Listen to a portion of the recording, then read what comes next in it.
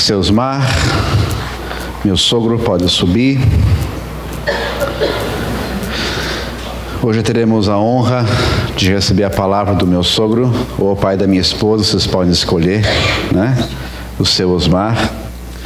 E preciso dizer, antes de entregar o microfone, que ele é um homem de oração, ele é um homem muito sábio e é um homem muito abençoado. E a prova sou eu. É muita coragem.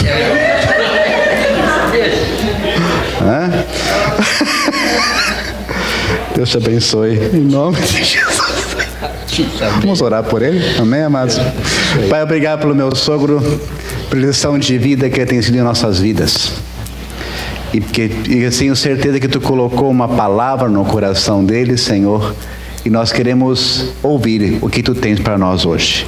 Usa-o poderosamente. Em nome de Jesus. Amém. Deus te abençoe. A paz, amada igreja. Amém. Que Deus esteja com todos e, como já foi cantado, o Espírito Santo está aqui. Deus está aqui. E quando o pastor, naquele dia, um mês atrás mais ou menos, ele disse: olha, tem uma possibilidade de eu te convidar para vir pregar aqui em Timbó, meu pai amado. Como ele já passou, alguém falou há pouco aqui, passou um frio na barriga, porque faz uns 11 anos que a última vez que eu me coloquei diante de algumas mais pessoas foi quando eu fiz a prova do IDM. Foi a última vez que eu peguei o microfone para falar a alguém sobre a palavra de Deus. Então, me perdoe se eu gaguejar um pouco, tá?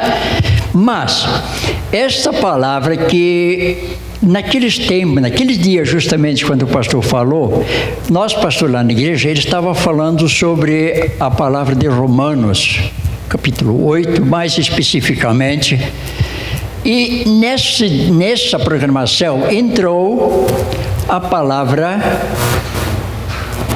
escolha. As palavras que nós falamos. O que nós comentamos ou falamos em nossas vidas quando nos reunimos em nossos lares. E aí foi adiante. Como nós podemos reconhecer e as nossas escolhas ou decisões são reveladas através das nossas palavras, ou como as nossas palavras revelam as nossas decisões.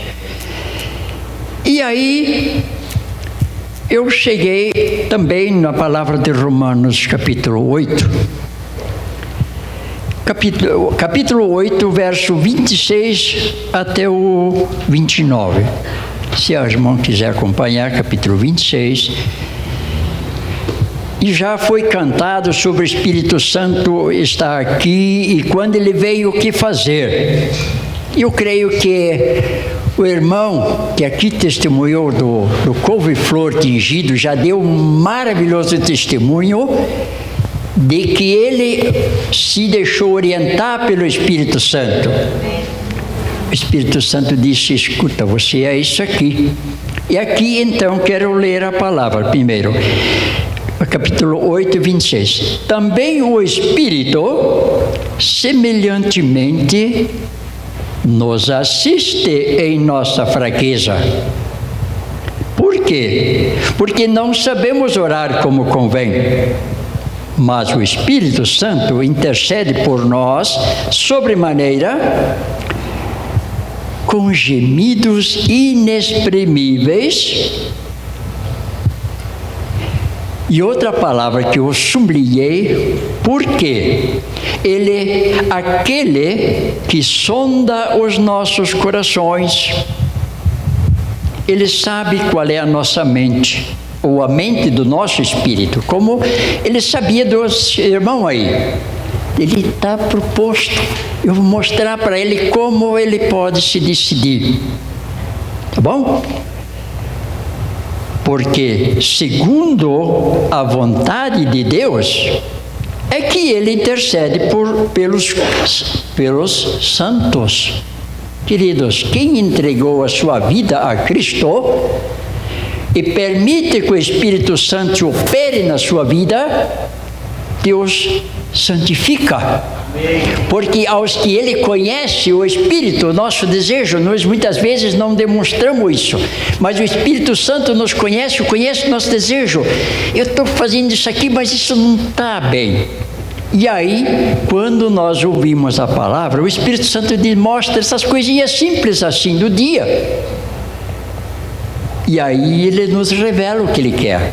Ele queria que o irmão se decidisse, ele queria que ele visse, mas o que aqui eu estou vivendo, eu só preciso resistir, Cristo peleja por nós. Deus disse isso a Josafá: tome posição, você não precisa pelejar, eu pelejarei por vós. Só que aí Josafá, eu vou voltar agora um pouco, me desculpe, mas é assim, Deus disse para ele: você não precisa pelejar. E o Josafá, agradecido, botou o louvor diante do exército. Quem é que faz isso? Botar cantores na frente dos soldados para cantar para ele, né? Mas é o louvor, como diz o ditado brasileiro, quem canta seus males espanta. E o inimigo não gosta do louvor. Queridos, é tremendo quando nós conseguimos cantar. Quando saí do Mato Grosso, acho que foi o seu Maricoche, o pai dele, ele disse: manda um abraço para o seu Osmar, porque aquele cantarolar dele está fazendo falta aqui na igreja. Antes de arrumar a igreja, eu ficava cantando, era alegria, graças a Deus. Mas enfim, me perdoe. Tá? Alguém me disse uma vez: você desvia muito do que tu quer falar. Tá bom, espero que os irmãos entendam. Amém. Então, o Espírito Santo sabe qual é a mente do Espírito, porque, segundo a vontade de Deus, é que Ele intercede pelos santos. Então, sabemos que todas as coisas cooperam para o bem daqueles que amam a Deus. Aqueles, volto a repetir, aí diz o versículo, aqueles que são chamados segundo o seu propósito. E qual é o propósito de Deus? Eu vou citar, irmão, me perdoe, mas faz parte. Deus, o Espírito Santo iluminou. Por quê? Com que propósito?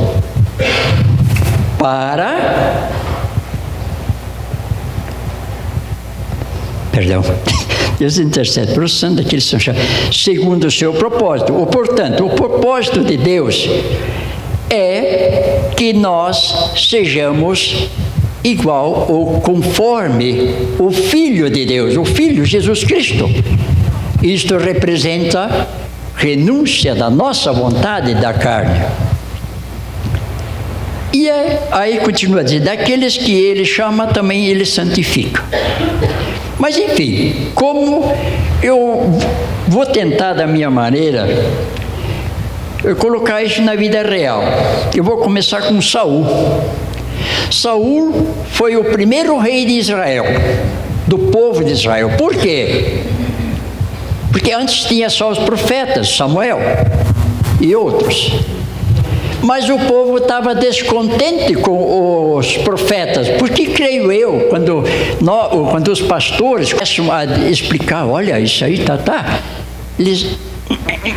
ou quando os pais querem educar os filhos a serem mais dentro de um limite que Deus, ou a palavra de Deus nos ensina, eles querem sair de baixo e saem. Depois eu vou citar um exemplo que fez uma pessoa que fez isso. E Saul: mas eu sou muito pequeno. Tá bom, mas Deus ungiu, mandou Samuel ungir a Saul. E aí ele foi, mas logo adiante, aí Deus disse para Saul: arruma o teu exército e vai destruir os amalequitas. Toda uma nação, destrói tudo, não deixa ninguém vivo, nem o gado, nem as ovelhas, nada. Deus me confia uma tarefa boa, vou matar, vou destruir aqueles amalequitas. Mas por quê? Porque eles não permitiram o povo de Deus passar na terra deles quando eles saíram do Egito. E se nós hoje não permitirmos que Deus passe na nossa vida, ou nós aceitamos as pessoas que querem nos ensinar da palavra de Deus, a coisa pode ser triste. E ele foi, só que ele fez uma coisa diferente. Saul pegou, matou todo mundo, ou todas as pessoas. Mas aí tinha alguma coisa que também hoje nos atrai. As coisas gordas.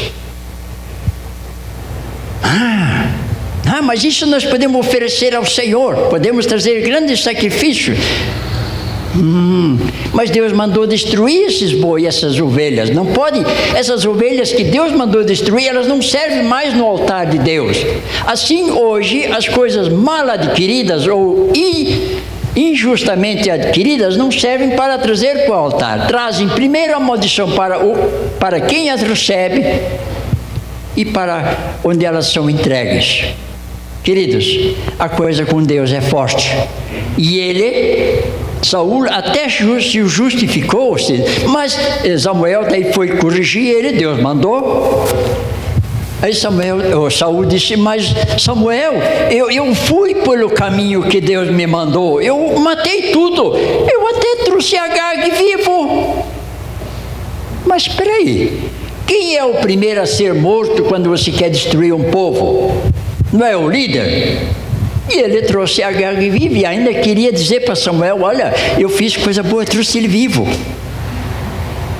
Bom, aí, tem mais uma coisa. Eu dei ouvido aos meus soldados, ao meu povo. Aqui, vamos voltar ao povo que pediu não ser governado por Deus, mas por um homem que pensava de repente igual a eles.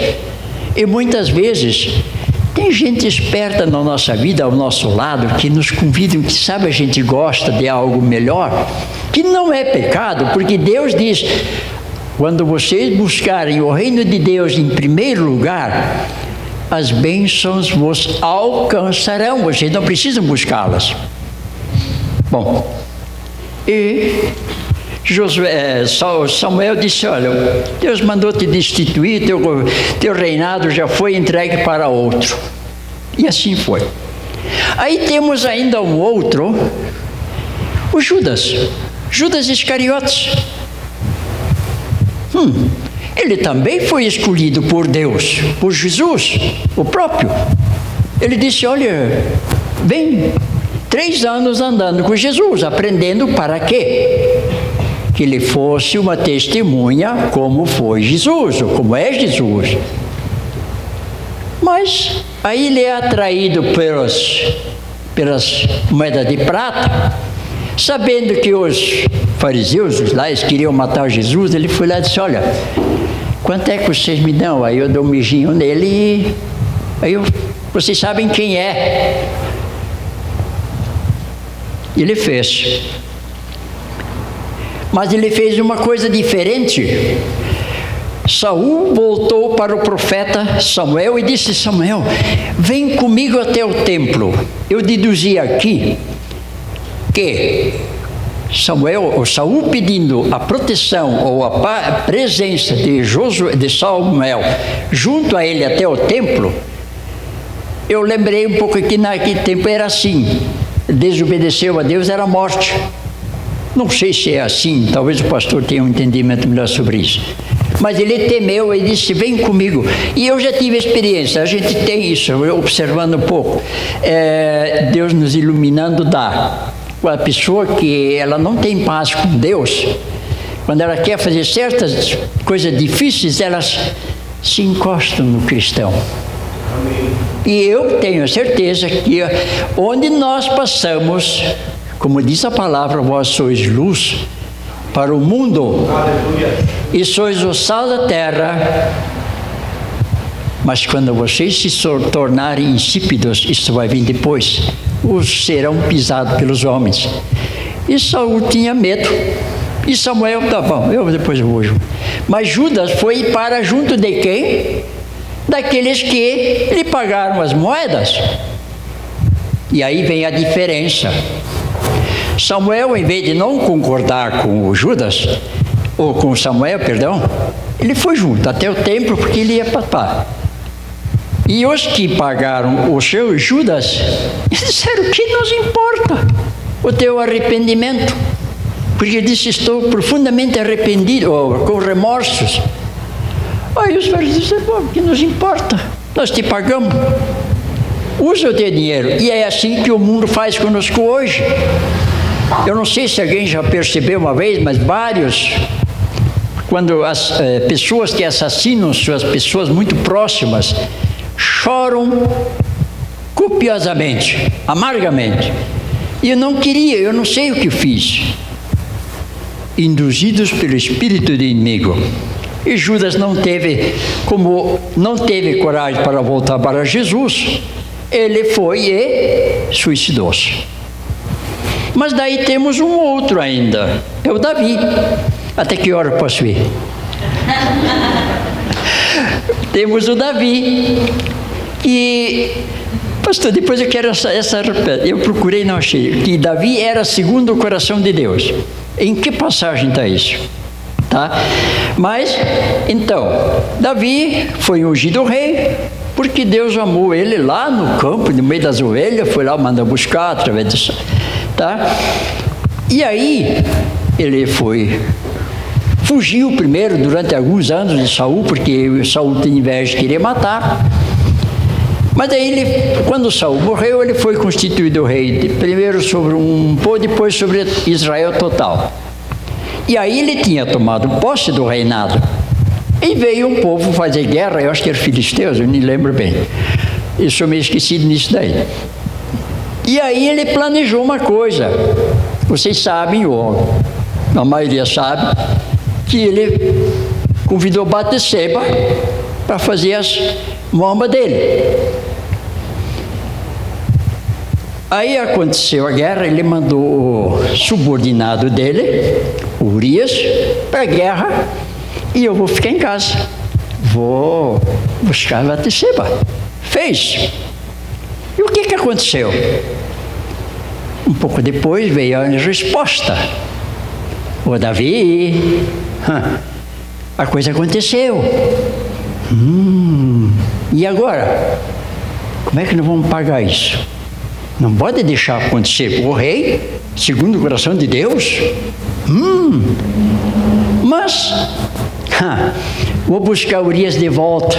Mandou chamar Urias. Urias, tu fica uns dias em casa, vai para casa e festeja lá, faz os teus desejos. Eu creio que ali também estava o Espírito Santo detendo Urias, e ele disse: Davi, todos os meus colegas estão lá pelejando, estão morrendo pelo nosso país, e eu não vou para casa regozijar com a minha esposa para depois. Puxa, Urias vai, embebedou ele, não adiantou. Aí, então tem que ter outra solução.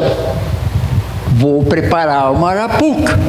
Mandou uma carta pela própria mão de Urias, a sua própria condenação.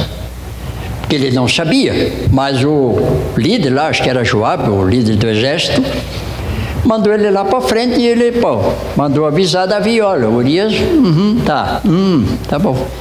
Só que o que o Davi não lembrou, que Deus tem profetas. Como é triste quando os profetas não são ouvidos. E hoje está isto muito profundo. Tem os profetas falsos, mas também tem aqueles que, eu digo assim, sem querer, profetizam. Porque realmente eu acho que a gente fala daquilo que a pessoa precisa ouvir quando o Espírito Santo usa as nossas línguas, nossas palavras, nossa meditação.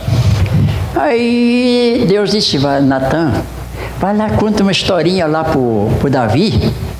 Aquela daquele rico que recebeu visita E para fazer uma festa para a visita dele, ele foi lá e tirou a ovelha daquele que só tem aquela uma lá.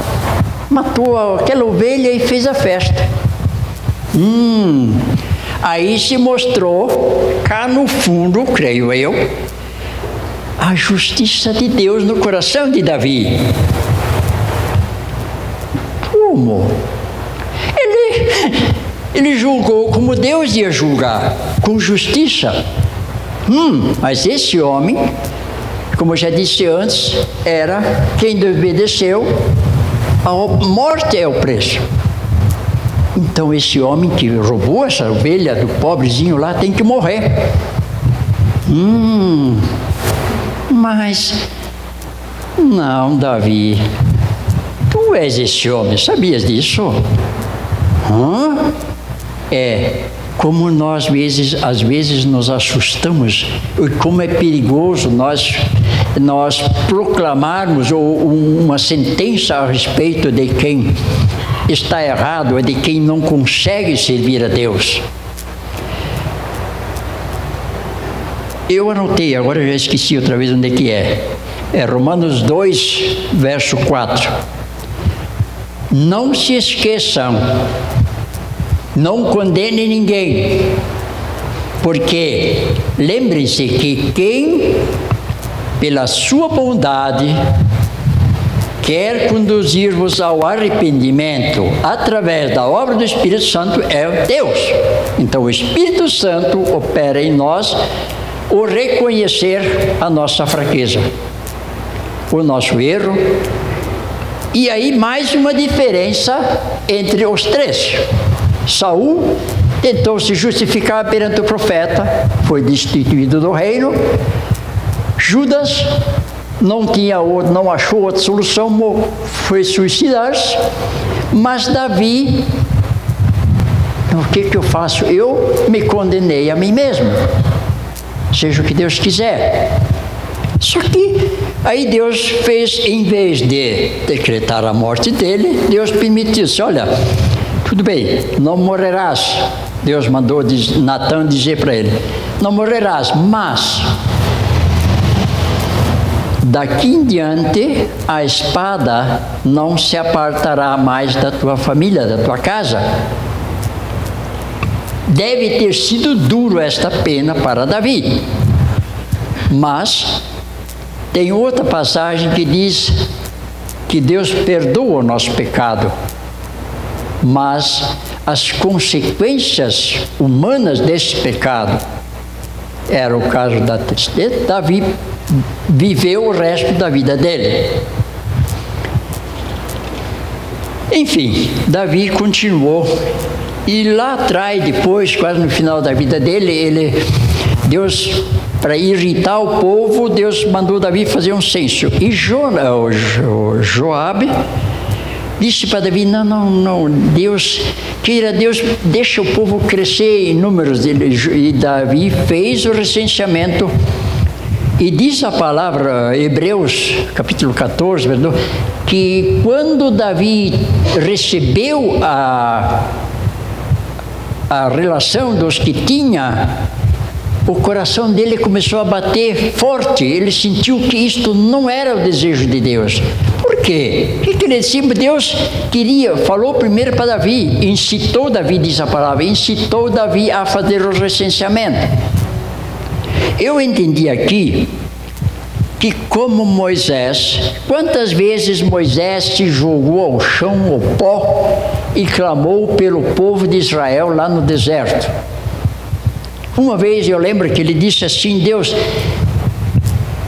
se tu matar esse povo aqui, Deus tinha dito que iria matar todos. E Moisés foi lá e disse, Deus, se tu matar esse povo aqui, uma oração, inclusive, eu acho muito ousada, pelo menos até um tempo eu pensava assim, mas é o que Deus quer. Deus quer ver a nossa posição, um posicionamento. Aí se tu matar esse povo aqui no deserto, o povo que não quer, não te ama, não te conhece, vai dizer, Deus tirou o povo lá do Egito e agora não consegue sustentar porque vai morrer tudo. E Deus poupou o povo de Israel. Então, a nossa intercessão por alguém é muito importante. Nunca se esqueçam disso, irmãos. E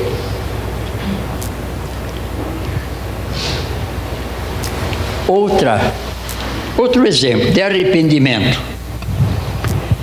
Teve um pai tinha 2 filhos e disse para um: vai trabalhar na minha vinha lá. Ah, pai, eu vou. Mas, em vez de ir para lá, foi para cá. O outro: não, pai, eu não vou. Mas depois arrependeu-se e foi. Então, há uma diferença entre se arrepender verdadeiramente e não arrepender-se. Mateus capítulo 3, verso 8 diz que devemos produzir frutos dignos do arrependimento. Para mim, entendo aqui vem agora esse versículo, perdoe, onde diz que não devemos ignorar que é a bondade de Deus que nos conduz ao arrependimento. Irmãos, se Deus nos conheceu o nosso coração, se nós temos sentido o chamado, sentido que quem ouve a palavra, de alguma forma, entende que é uma vida mais saudável, mais justa, correta diante de Deus.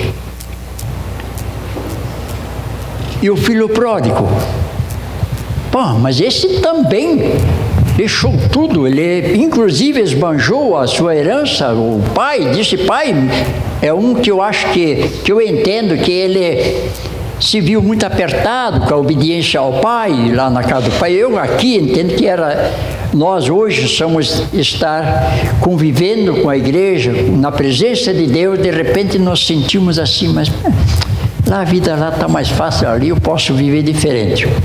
Ele pegou todos os seus bens.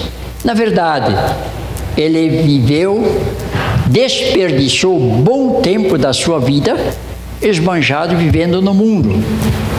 Mas Deus diz também em algum lugar que um dia conhecerão a diferença entre servir a Deus e ao servir ao mundo. E terrível coisa é abandonar o Deus de Israel. Eu creio que o filho pródigo, ele naquela hora lá quando ele estava lá no meio dos porcos, ele sentiu, puxa, mas eu estava tão bem lá. Ele sentiu a diferença de estar vivendo no mundo, no pecado, e estar na presença de Deus. Este, no meu entender, teve um arrependimento, o que Deus espera de nós todos, porque ele disse: eu vou voltar para a casa do meu pai. Papai, eu não sou mais digno de ser chamado teu filho, me permite ser teu servo. E o que aconteceu com ele? Diferentemente de Saul, Saul foi destituído do rei, Judas se enforcou, Davi pagou durante o resto de sua vida o preço da amargura do pecado, embora ele disse depois, no final de sua vida, ele disse: é melhor cair nas mãos de Deus do que cair na mão dos homens, porque o Deus de Israel é mais misericordioso, é mais misericordioso do que o homem. E a diferença daí vem que essa humildade do filho pródigo produziu o quê? Houve o quê na casa do pai?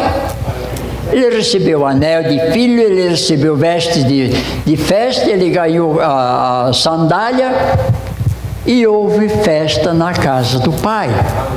Meus amados, é hora de nós, quem ainda não tem, me perdoe a expressão, mas às vezes a gente negligencia a comunhão com a palavra, a comunhão com os santos, porque também tem uma palavra que diz: diga-me com quem andas que eu te direi quem és. Se nós vivemos no mundo, nós acabamos nele querendo ou não, aparentemente a gente se esquece do que Deus... Porque também isso está escrito, que até o que nós já temos nos será roubado. Alimentemo-nos da palavra. Quem consegue todos os dias, às vezes um versículo, às vezes uma frase basta.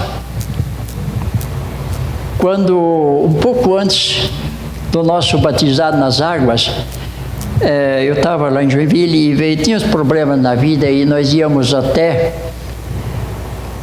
voltar lá. Aí um dia, eu não sei qual foi o dia, foi em maio de 2001. Aí eu li a palavra de manhã e dizia assim: pare de lutar e saiba que eu sou Deus.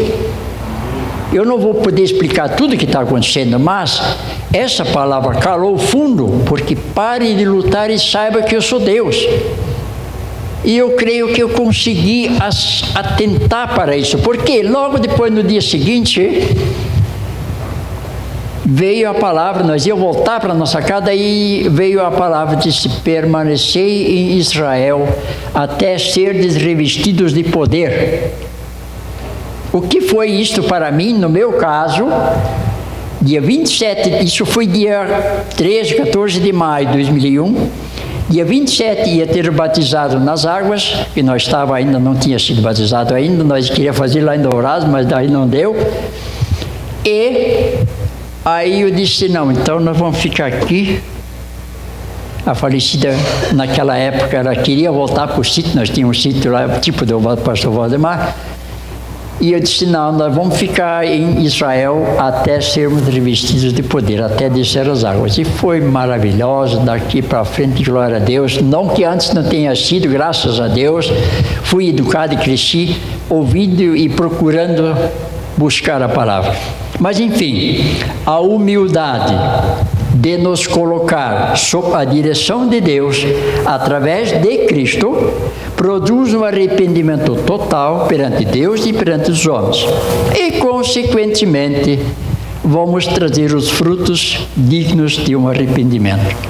Amém? Que Deus abençoe, que oriente, e assim continue buscando o Senhor, glorificando o seu santo e eterno nome. Amém. Deus abençoe, pastor. Obrigado pela confiança. Aleluia. Porque tiveste muita coragem.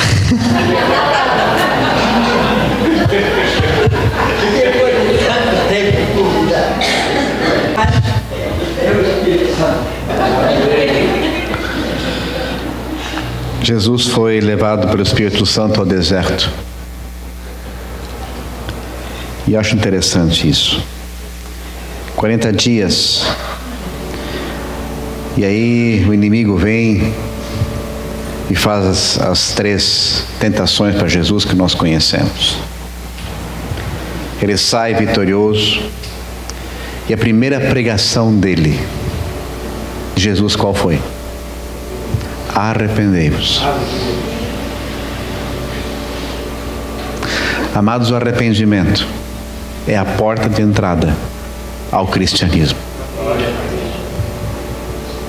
Amém, queridos? Muito pouco se fala na mídia em arrependimento. Muito pouco se fala de que nós necessitamos nos humilhar e reconhecer que somos pecadores. Muito se fala, pelo contrário, de bênçãos e bênçãos e mais bênçãos, que também é uma verdade. Deus é um Deus que abençoa. Mas não caiu por terra essa palavra de Jesus: arrependei-vos. Arrependei-vos. Meus irmãos, o Fabrício abriu o culto no domingo passado, né, Fabrício? Com essa palavra, arrependimento. Eu gostaria de pedir agora que, movido por essa palavra, nós possamos deixar o Espírito Santo mexer em cada um de nós aqui. Porque o Espírito Santo não vem para julgar, não vem para condenar. Ele vem para libertar e curar. Quando o Espírito Santo mostra algo para nós, não é para jogar na nossa cara, é para dizer: filho, filha, isso aqui não está certo. Como você agiu, como você reagiu, não está legal. E aí, ao invés de nos justificar, mas foi por causa do meu sogro. Ao invés de se justificar, o que Deus espera é um coração que diz: me perdoa, Senhor. A palavra nos diz que Deus é tardio em se irar, mas pronto a perdoar. Feche seus olhos, cura sua cabeça, sentado como você está, não precisa ficar de pé, porque você conhece a sua vida, os seus pensamentos, suas palavras. E agora temos Santa Ceia. Amados, Santa Ceia não é para pessoas perfeitas, porque se fosse, ninguém podia tomar. Santa Ceia é para aqueles que dizem: sim, eu errei, mas eu creio num Deus que perdoa, que lava e justifica. A ceia é para cada um que está aqui.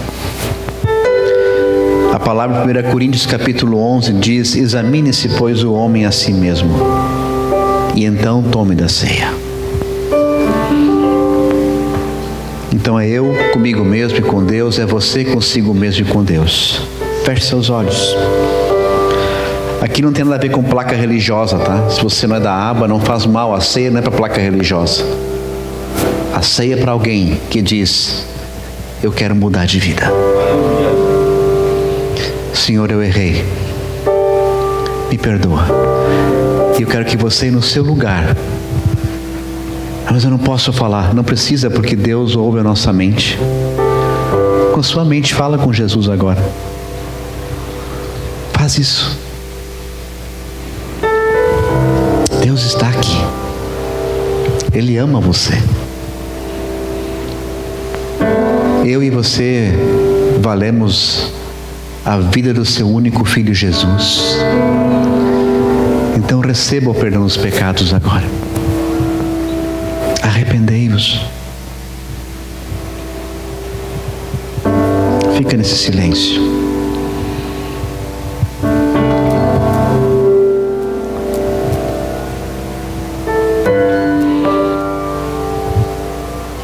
Sopra, Espírito Santo. Espírito Santo, Tu és quem convence do pecado, da justiça e do juízo. Espírito Santo, nos convence de que Tu é aquele que veio para perdoar. Que Jesus veio para nos lavar com Seu sangue, o sangue da nova aliança.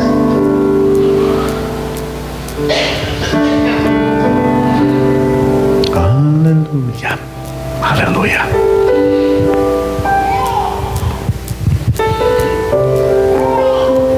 Eu quero convidar as pessoas responsáveis em distribuir os elementos da ceia para virem à frente, por gentileza.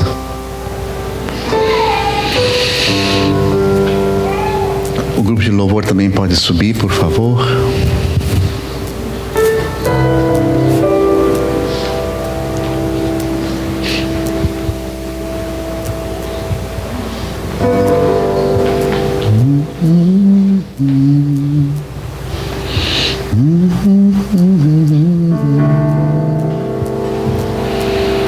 Aleluia.